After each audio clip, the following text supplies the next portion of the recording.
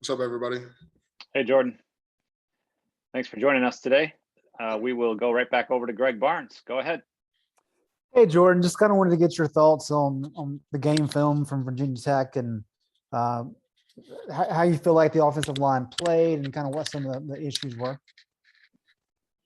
For our first game, I wasn't really it wasn't really a positive session in the film room. I think you got to learn from everything every game, but definitely not how we wanted it to turn out, especially in the O-line room with a veteran group that we have. The film, I mean, it kind of speaks for how the game went. We didn't really run the ball. We didn't protect Sam the best way we could. We just let simple stuff go, and there was a lot of times where the defense didn't beat us out, but as an O-line, we beat ourselves out in miscommunication and then just some MAs and stuff like that. So it was just it was another opportunity to learn from it, but not how we wanted it to be for the first game. How impactful was the atmosphere with being the first time since 2019 you played in front of a packed house, those kind of things?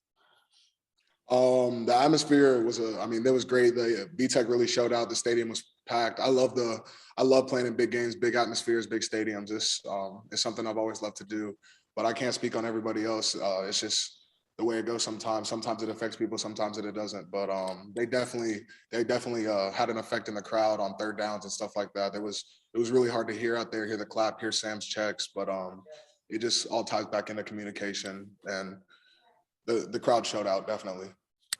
Thank you. Yep. Alyssa Ray, go ahead.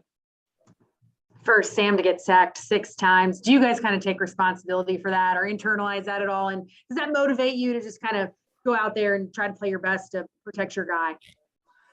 Yes, definitely. Having 6 sacks never feels good, especially from an O-line that wants to do big things on a team that can do big things. So we definitely take it personally, take it with a grain of salt, because at the end of the day, we still got to go out there and perform the next week, perform the next practice, perform the next day in the weight room. So take it with a grain of salt and just try and move forward from it, learn from your mistakes, learn from where everything went wrong. But yeah, we definitely do take it personal, because not too long ago, I was asked what we should be doing with Sam, and I said he shouldn't be touched, but that wasn't the case for Friday night. And I want to stick by that, and I know our O-line room wants to stick by that. So we just got to get back in the film room, work on communication, and uphold that statement.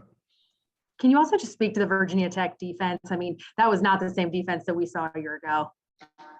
Yeah, that definitely wasn't the same defense. They had some transfers out, some transfers in, and then they had a lot of people back from COVID, I think was the reason for some of their secondary being gone the last season. But they definitely came high energy. They definitely showed out.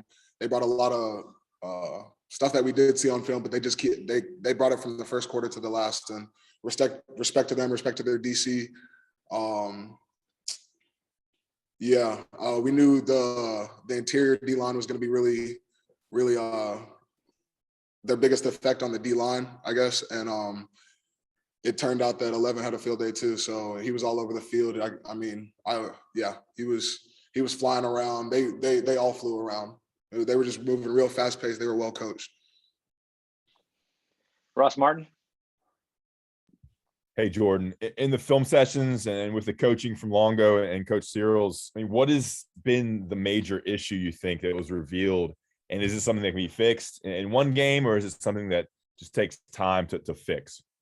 Honestly, I think it depends on the player. Like, for some people, they can pick it up in one game, but for others, they're going to need practice and more extra time in the film room, extra time in the weight room, extra time with coach, personally. But I think for me, on my perspective, the biggest thing that we really need to focus on is communication. It can't be 1 to 2 guys really communicating. It should be all 5. And when it becomes all 5, everything becomes a lot easier. So I think just harping on communication, like I said before, is just really important. Do you think missing Brian in the middle really hurt? I mean, was that a noticeable difference with him out compared to like last year?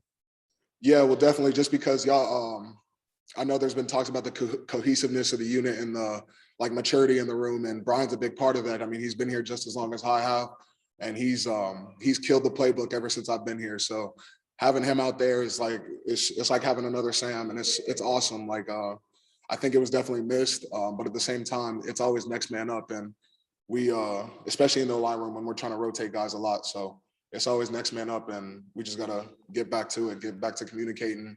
There shouldn't be a drop off from first team, second team, third team. Great. Thanks, Jordan. Yep, no doubt. Andrew Jones. Hey, Jordan, let's stay on communication. Coach Longo talked a lot about that yesterday as well. What specifically was the problem with communicating? When you guys say there was a communication issue Friday night, was it mixed things being said? Somebody was reading one thing, somebody's reading something else, and you guys weren't on the same page, or what else perhaps was it? Yeah, I just think there's no blame to put on one person, or as far as like miscommunications, you can't pin it on one person. I think we all played a role in it, and just maybe confusing signals. The crowd definitely didn't allow us to hear each other talking on the field as much as we do in practice. So I think that played a big role as well. And yeah, it wasn't a lot of miscommunication, but there should have been things that were communicated that we're not. And we just have to get better and work on that. We just, in order to open up holes and protect Sam, we have to do better at that.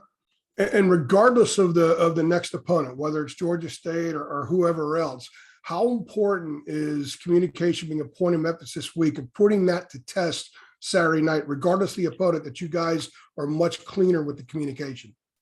Yeah, well, I mean, I think communication has a lot to do with football. Like, honestly, we can't go anywhere without communicating to our coaches. So, like, why should it be any different when we're playing the game? I think it's going to play a big role within our season, the next game. It doesn't matter who we're playing. Like we're going to treat every game like it's a game, regardless of who's on the field. So I think we have to communicate at home, away, big crowd, small crowd. It doesn't really matter. Thank you. Yep. Last one for Jordan will come from Adam Smith. Hey, Jordan, just sort of building off what Ross asked you about going over the film. Was there a moment there as we're reviewing it where it was clearly the worst one over the others? Like, was there one where you're just like, oh my goodness, I don't even want to see this? Like, was there one of those that stuck out? No, not to me. I mean, I took all of them pretty hard because all of them are missed opportunities, and those lead to touchdowns. Those lead to big plays. Those lead to them first downs. Us being in 4th and short, and us having a whole different rack of 1st and 10. So I mean, I took all of them pretty hard. There wasn't really one that stood out to me. There were some that I do believe like could have been fixed or should be fixed like in camp time. But I mean, that's not going to happen every time. So you just got to look at the film, talk to your boys, and bounce back. You were mentioning just, sort of taking some of it personally with Sam and the attention he's received and what he's capable of. I mean, just the way Friday night played out and some of the negative comments toward him, does that bother you on a personal level? I mean, I was taught from a young age to not really pay attention to social media because, I mean, no disrespect, but 9 times out of 10, like these people they haven't played football, or they haven't played a sport, or they haven't tried to protect someone on their team, or like seen their teammate get bashed for something that we know he's not. So I don't really take that personally because I know he doesn't take it personally. And if that shows you the maturity of our locker room, I think it speaks volumes because we're not really here to listen to what other people have to say. We're here to listen to our coaches and then each other because we want to be a player-led team. Thank you. Thanks, Jordan. Appreciate your time today. Yep. Thank y'all.